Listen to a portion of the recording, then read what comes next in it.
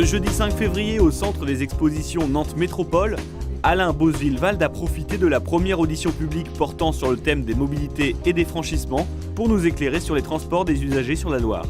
Des initiatives de ces dernières années aux perspectives envisagées, le directeur général de la Sémitane a exprimé son point de vue à la commission du débat.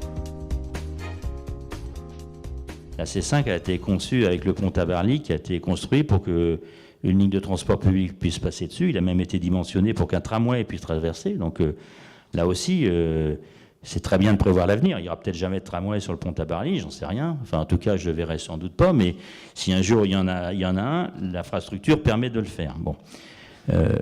Après, nous occupons aujourd'hui les autres ponts, entre guillemets. Moi, le pont des trois continents est un pont sur lequel on peut parfaitement imaginer qu'il y ait une infrastructure de transport public pour rejoindre demain la ZAC des Îles, le secteur de Rezé. Au contraire, je pense que ça sera même une nécessité. Je crois que ce pont a été conçu pour le faire. C'est plus difficile pour le pont Anne de Bretagne, mais c'est a priori faisable. Donc la question, c'est, dans l'étude des franchissements telle qu'elle est conduite, est-ce qu'on utilisera des ouvrages existants ? Parce que quand je vois les projections de Nantes Métropole auxquelles je pense qu'il y a une place importante pour les transports publics, donc je m'en réjouis d'autant plus. Mais je me dis qu'il faut aussi qu'il y ait de l'offre supplémentaire pour atteindre les objectifs qu'évoquait Éric tout à l'heure. Il faut effectivement de l'infrastructure. Et donc cette infrastructure sera-t-elle en matière de transport public sur des ponts existants ou dans le cadre des nouveaux franchissements qu'on doit réfléchir ? C'est une question qui fait partie du débat. Je n'ai pas évidemment la réponse aujourd'hui, mais je n'imagine pas s'il y a des nouveaux franchissements, qu'il n'y ait pas une place pour les transports publics dessus. Sinon, les objectifs qu'on s'est fixés, on ne sera pas capable de les atteindre.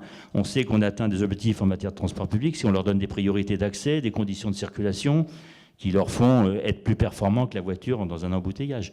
Donc on a besoin d'espace, nous. C'est malheureux, mais on a besoin d'espace. Il y a de l'avenir pour le transport fluvial, j'en suis persuadé. Et j'imagine pas que l'île de Nantes demain, étant le cœur de Nantes, ne bénéficie pas d'une liaison fluviale améliorée. Une fois j'ai dit ça, j'ai rien dit parce que il faut le faire dans des conditions économiques qui correspondent à ce que j'évoquais sur le bon fonctionnement d'un service fluvial. Il ne s'agit pas de faire du transport touristique, il ne s'agit pas de faire le tour de l'île en bateau. Moi, j'y crois pas à cette version-là. Il faut donc trouver, par rapport au pôle que sera notamment l'hôpital d'un côté, et puis il y a les zones d'emploi de l'autre côté, où il existe déjà un ponton du côté de la région, par exemple. Est-ce qu'on ne peut pas imaginer un certain nombre de liaisons qui permettraient d'accéder directement à l'hôpital sans avoir besoin de prendre sa voiture ? Alors est-ce que c'est pertinent de le faire depuis le nord vers l'hôpital ? Par exemple, est-ce que demain, il faudra créer une liaison à Gare Maritime qui pourrait être notre centre névralgique en matière de transport de bateaux ?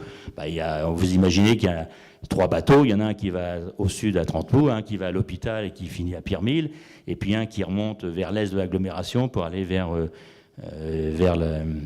le palais de justice et le palais de région. On peut imaginer un réseau comme ça a du sens. Retrouvez l'intégralité de l'audition d'Alain Bosville-Wald sur nantes-laloirenou.fr.